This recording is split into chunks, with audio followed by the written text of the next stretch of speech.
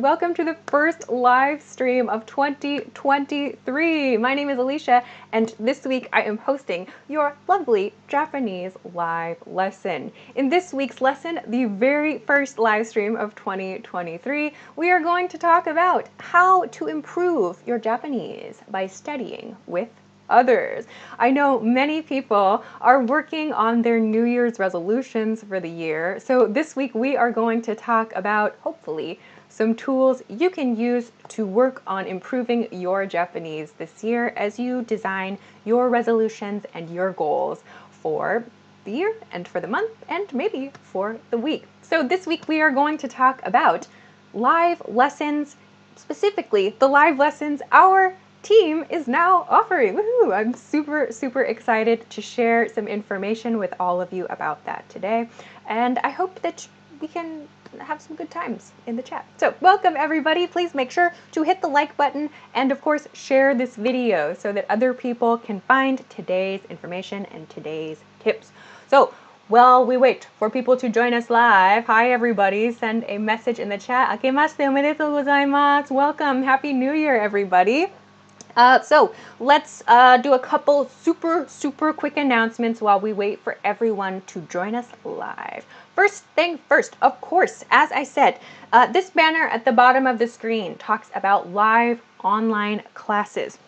So I know that many of you have asked about, how to study when maybe you live in a small town, but you don't have access to, lessons, in-person lessons, and so on. So I'm super excited to share the team's new course, 10-week course. The next one starts January 23rd, so in a couple weeks from now. So if you want to study with the online group classes, we're going to talk about these today, and we're going to talk about some vocabulary and expressions you can consider for your classes. We are going to talk about the different things that you can find in the group lessons and hopefully answer some of your questions. So if you want to just get all the details, just right away, check the link below the video if you're watching on YouTube or above the video if you're watching on Facebook, yeah? You will find this page. So you need, if you have a JapanesePod101.com account, you can log in to get all the information for there, I think, on your existing account. But if you want to get all the details, whether or not you have an account, you can find everything here. So here's the information about the live classes. If you have information about your level, great. If you do not, there's some information right here about the different levels for the courses that you can take.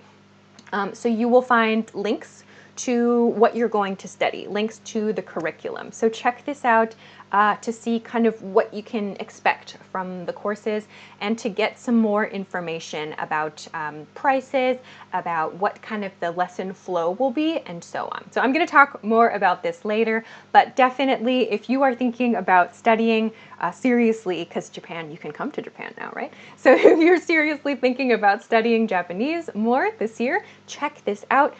The next registration is like now. So the next course starts in a couple weeks. So if you want to join, make sure to do it as soon as possible. Okay, so this is what we're going to talk about this week. I thought it would be good to review then some kinds of like Japanese expressions and phrases that you can use in your live lessons, and of course just in general as well.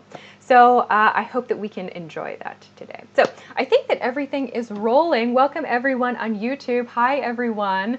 Zach, do you have to pay for the online classes? Yes, these are paid courses. There's teachers, other people in your lessons with you, materials, lesson materials. It's a class, yeah, so that's what it is. Okay, so welcome everybody who is joining. Facebook, are you here? I don't see you. I don't see Facebook yet. I'm coming for you, Facebook. What's up? Okay, Facebook is here. Great. Hi. Hi, Facebook. Okay, good. Everyone is here. So let's get to the first thing I want to practice today. So I want to start the new year. It's the first live stream of the new year. I want to start the new year with some lesson phrases. So I picked 5 Japanese phrases, and maybe you'll be able to answer them. I picked 5 phrases that I thought I used in my Japanese lessons when I was taking group lessons, and I still do some of these now, of course, too. But I thought this would be a good way to kind of do a little quiz, yeah, so that you can practice some of your Japanese. Okay, so this is what we'll do to start off today's lesson. Get your brain thinking a little bit in Japanese here at the beginning of the year. So first, let's go through these 5 kind of lesson use phrases one by one, and we'll see what you think. So the first one, you can send in the chat what you think.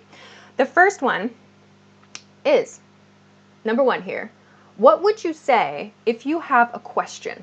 So you're in your lesson, you have a question you want to ask your teacher. How do you do that? So there are a couple of different ways to do this, and differing levels of casualness as well too. But what would you say if you had a question for your teacher, or maybe even a question for your classmate? How would you ask them? Or how would you say, I have a question, right? Of course, you can just raise your hand, right? But let's start with this one. So how would you express, I have a question? What would you do? So, yes, it is quiz no toki desu ne. Dante says quiz no toki. Oh, sorry, quiz no jikan desu yo. It is time. It is time for a quiz. Sorry, it says, it's really bright here. It's hard to see. Sumimasen. That's a good one. Yeah, so if you raise your hand and you say sumimasen, of course, you can definitely use that. And in a classroom setting, you can definitely say sumimasen, excuse me, which clearly in a classroom setting means I have a question, right? So that's a good one to use for sure. Billy says, "O genki desu ka?" Is that a question for me? Because that definitely doesn't mean I have a question. That means, how are you doing? Are you doing well? Let's see, some other ones. Dante says, 質問がありますがとか、聞きたいことがあります。Nice ones. Yeah. Okay. すみません. Many people are saying すみません. Victor says, Alisha. That's how you write my name. Alisha. Okay. 明けましておめでとう. Yep. Welcome. Hi. Happy New Year. 明けましておめでとう. Jessa says, すみません. 質問があります. Yeah, nice. I saw someone post it on Facebook. Jose has it. 質問. So here is the first one. Lots of you have it. Very, very basic. 質問があります. I have a question. 質問があります. 質問. ね. 質問. Question. があります. So we're using the polite form. 質問があります. So, like, literally, I suppose, question there is, right? But we don't need to think so literally here. So, 質問があります. Or just, すみません. 質問ですが, とか. Those are all okay to use, yeah? So, 質問があります. That's the first one you can use. Stoha has another one. 先生、今いいですか? So, that's a more general one, I suppose. 先生、今いいですか? Like, teacher, is now okay? Yeah, you can use that, I suppose. That's more general. But maybe, I think when I was in group lessons, like in college, I think we just put our hands up. My classmates, my more formal, like polite classmates would say, 質問があります. We'll talk about another phrase in a minute, okay? So let's go to the second one. Nice job. Great brainstorming that. So second question, number 2 here. What would you say if you want someone to repeat what they just said? How would you politely ask someone, can you say that again? Can you please say that again? How would you express that? Can you please say that again? So someone, I don't know, maybe they spoke really quickly, or maybe you just didn't hear what they said. Maybe you were doing something else. You're like, what? How do you politely say, can you say that again? So this is number 2, our second lesson phrase. How would you express this? Can you say that again? Politely as well. So this is the second one, or the second one, sorry. This is the second one. Oh, people are crushing it. Nice ones on YouTube. もう一度お願いします。もう一度お願いします。もう一度言ってください. Okay, says Dante. Great. もう一度お願い. Close. JPP1 もう一度お願い. Maybe できますか? できますか? ようやく Wait, ください. I'm not sure. Jose, I'm not sure. ようやく I'm not sure what that one is, but many of you have already gotten it. Number 2, もう一度お願いします. もう一度お願いします. So some people said もう一度言ってください. So you could, I suppose, you could use that to say, please say it again. Like this means like once more, please, if we're getting down to kind of the specifics of the differences here. So もう一度お願いします. Once more, please. This is a very polite way to say that again, right? So I would recommend this one. I think JP on Facebook, maybe you have もう一度お願いできますか? お願いできますか? I think is maybe what you were going for, which would be like, could I ask you to say that again, please? Or could I ask you once more, please? That's kind of what the お願いできますか? Like would I be able to ask you again for that? Yeah. Okay. So use that for asking these kinds of things. Okay, let's go to number 3. Number 3, classroom phrase number 3 is, how do you ask how to say something in Japanese? What's a pattern that you use? Like, let's say you don't know the word for marker. I don't know. So how would you ask someone? How would you ask your teacher or your classmate, how do I say marker in Japanese? Or how do I say phone in Japanese? Yeah? How do I say something in Japanese? So of course, there are a few ways. There are a few ways that you can do this, but what's a way? Just send something. We'll get some ideas from your classmates around the world in chat. Okay? So, what would you say? All right. Brianna says, I'm not getting any of this. What do you mean? We are covering some classroom phrases, classroom use phrases that you can use in your lessons this year. That's what we are practicing. So a kind of quick refresh, asking you to recall. So rather than me inputting everything into you, I'm asking you to recall to start today's lesson. Okay. All right, great. Some examples are coming in. Jessa says, 日本語で、この言葉は何て言うんですか? 日本語でこの言葉はなんと I would say なんと言う。なんと言うんですか? That's a very specific way. Yeah, so I think that would get the point across. So in Japanese, what would you call this, right? What would you say this word is? Yeah, so I think that's a way you could get your point across. Yeah. Some other examples are coming in. Let's see. Oh my gosh, so many. Great work, everyone. Dante says, マーカーは日本語で何といいですか? 何と言いますか? So very, very close. Hao says, 〇〇日本語は何ですか? Very, very close. Lots of people are doing this. Lots of people are getting very, very close. Let's see. Will this live be on the channel after the stream? Yes, this is recorded. So come back. Let's see. Inserpiero, hello, says, これが意味ですか? Very close. So lots of you are using kind of keywords. 意味, so meaning, right? Facebook, what you got? こんにちは. Okay, let's look at the answer then. Let's look at the answer. So here's a basic pattern that you can use. Word. So here's your word. So in this case, marker, ね, marker.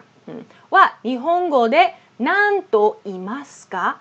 So 〇〇は日本語で So in Japanese ね、日本語で何と言いますか? So I think someone earlier said て. So we'll cover a pattern that uses that て, but it's a て with a stop in front of it. We'll cover that in number 5, I think. So when you want to ask, how do I say something in Japanese? You can say 〇〇は日本語で何と言いますか? This is one way of saying it, right? One way of asking, how do I say this or how do I call this in Japanese? Yeah. So as some of you said, like there are other patterns you can use, like what is the meaning of blah, blah, blah. I would say I tend to use that kind of 意味は何ですか?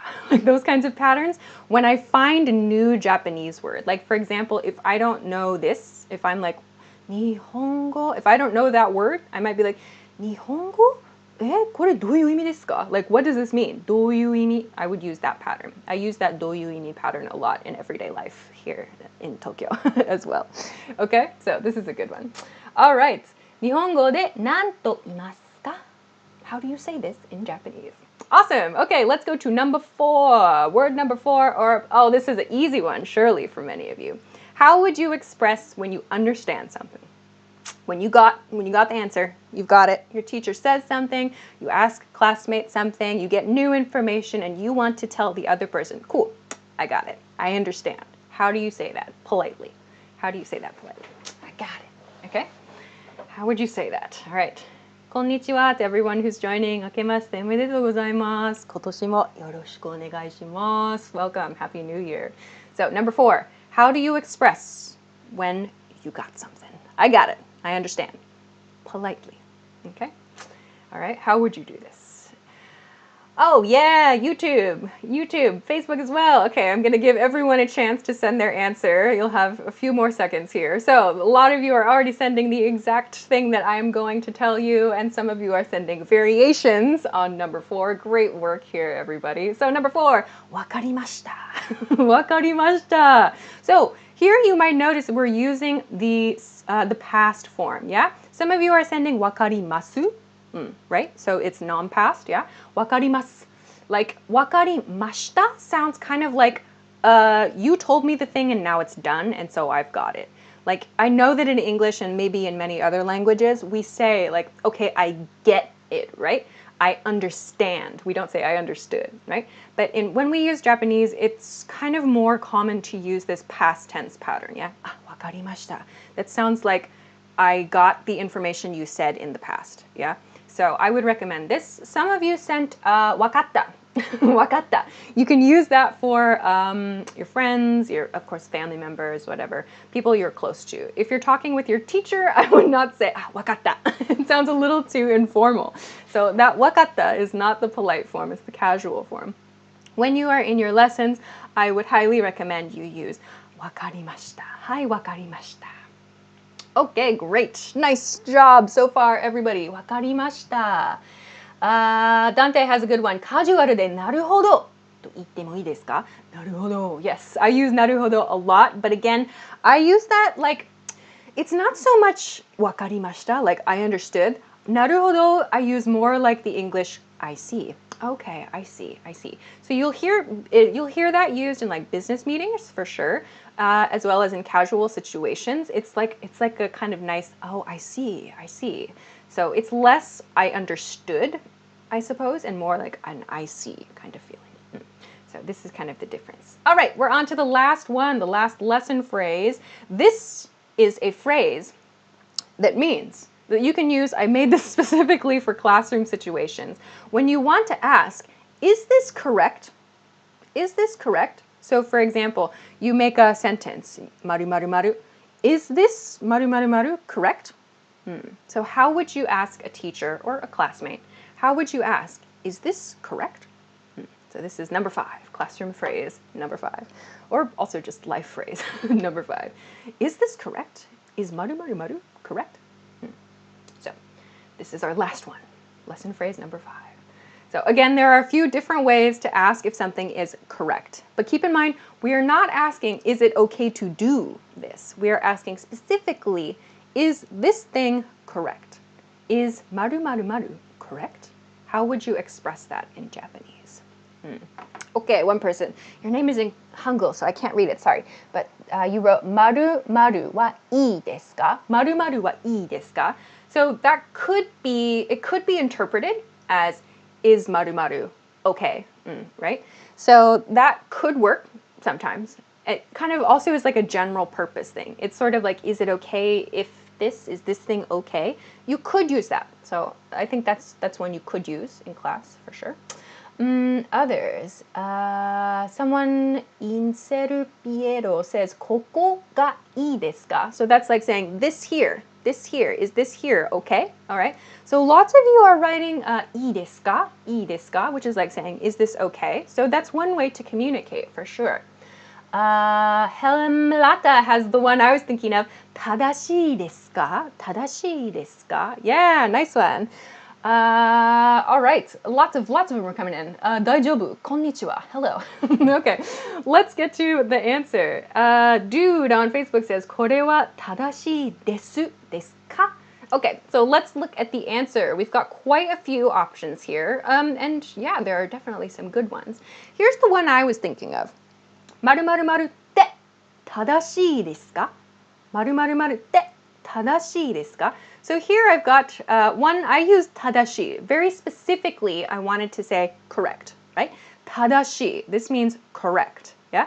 ですか? So, か makes it a question, yeah? 正しいんですか? Then, I have this て here, right? 〇〇〇って正しいですか? So, we talked in number 3 about this と言います, ね?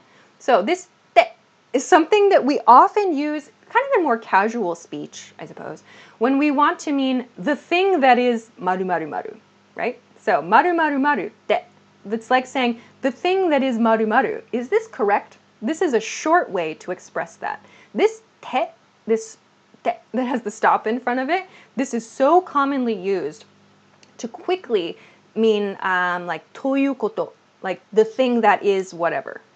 So this te is a really short and quick way to do that. Maru maru maru te tadashii desu ka? So you can use this, or of course, if it's clear from context, some of you wrote tadashii desu ka? Tadashii desu ka? Okay.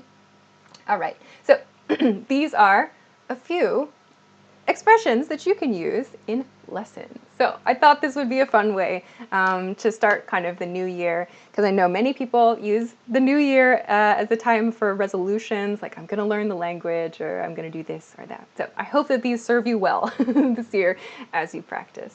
Awesome. So good work, everybody. Nice work with this pop quiz.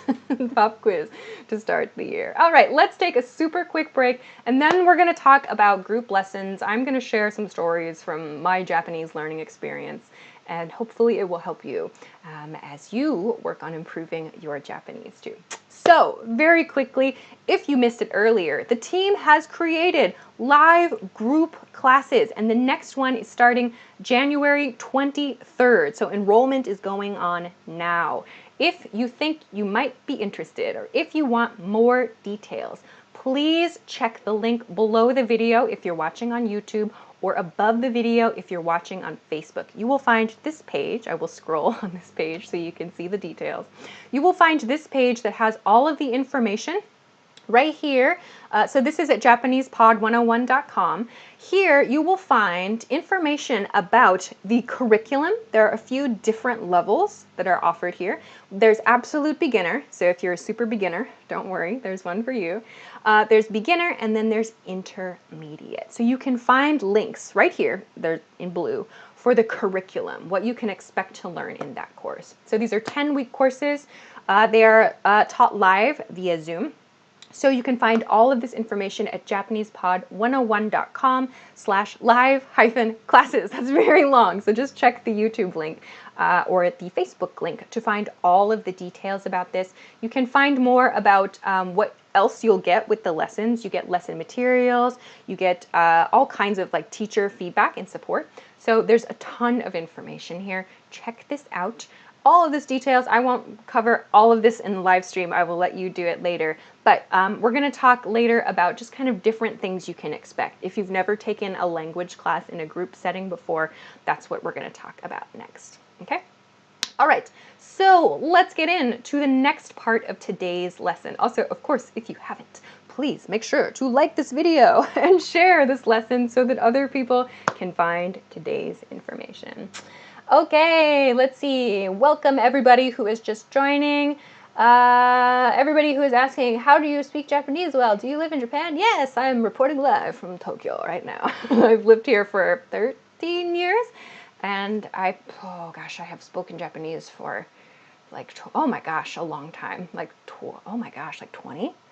Wow, okay, that's a time. All right, let's get to the next part of today's lesson. Today I want to talk a bit about group study, what to expect. If you have never taken a language course before, you might feel kind of intimidated. You might be like, oh, am I going to look stupid? What's this going to be like? I'm not really sure if I can, commit to this, whatever. So today we're going to talk a little bit about group study benefits, what you can expect, kind of give you a sense of what it's like to study with other people instead of just like studying at home, like with your notebook and your phone, right? Because, I mean, that's a way too, but just to give you some ideas. So let's go to the first point. So the first group study benefit is one that every group class that I have taken has had this, and that is perfect practice partners. So many people write messages about how to find a practice partner online. right? We see so many messages every year. How do I find someone to practice with? What do I do? How do I find, like a language exchange person? And of course, there are language exchange services out there, which is amazing. And maybe you have someone in your community too, right? That you can, practice language with, or you have an exchange student friend, whatever. But one thing that's super, super great about studying in groups that are specifically for your level is that you are surrounded by perfect practice partners. So by that I mean they are maybe of like this, they're of the same skill level, one, of course. Maybe they have a lot of interests that are similar to you. Maybe they have a lifestyle that is similar to you. They probably have goals that are similar to you. So you are surrounded by people who are perfectly suited for you to practice with, yeah? And you have a teacher that's there to assist you. So you have the perfect, like it is a perfect place for you to practice. And those are the perfect people for you to be practicing with, okay? So this is the first benefit of studying in a group, yeah? So this is something that I noticed too when I was taking group classes. Like it was very comforting not to feel like everybody's so much better than me or I'm better than these people. It was like everybody was on the same playing ground. Yeah. So that was really good. And I think it is really good when you are studying too. Okay. Point number 2, group study benefit number 2, it is a safe place for mistakes. I know I still struggle with this. It feels bad to make a mistake, right? You feel embarrassed. You're like, oh gosh, I said the wrong thing. Are they gonna make fun of me? Like sometimes our mistakes are funny and we can all enjoy a laugh about that, right? But of course, we don't feel good. We want to try our best not to make mistakes because we think, I can express myself so well in my native language. I hate that I sound stupid in my second or third or fourth language, right? So this is a safe place for mistakes. When you have a group that you study with, you are going to make a connection with those people and with your teacher, and you have a safe spot to make all of your mistakes and get your mistakes fixed. So when you take your information and go out into the real world out in Japan, you're hopefully not going to make the same kinds of mistakes. You will still probably make mistakes, but they will not be as terrible or as terrifying, right? So you will learn a safe place. You will learn in a safe place, rather, to make your mistakes, okay? So you should make sure that you make all your mistakes in class. Also, that's another point I've told students before. Make mistakes. Go to class and speak up and make mistakes in class. That's the purpose of your class. Get all your mistakes out in class so that you can get them fixed by your teacher and then go out into the real world and use what you've learned. Yeah? All right, so let's go to point 3 of group study benefits. I think I have, oh yeah, this one I have stories on. All right, so group study benefit number 3, new words from your peers. Okay, so this means your classmates, really. So your peers in this situation are, the people that are studying with you, right? So I said in point number 1 that you have perfect practice partners in your group studies, right?